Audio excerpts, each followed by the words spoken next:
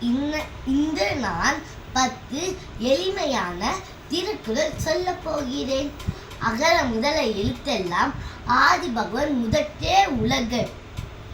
எல்லா விளக்கும் விளக்கல்ல, சான்றோருக்கு பொய்யா விளக்கே விளக்கு. துப்பாக்கு துப்பாய துப்பாக்கி துப்பாக்கு துப்பாய தூவும் மலை.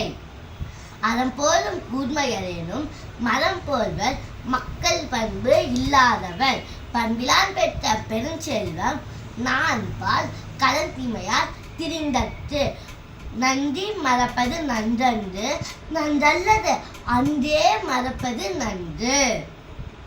கற்க கசடர கற்றவர் கற்ற பின் நிற்க அதற்கு தக.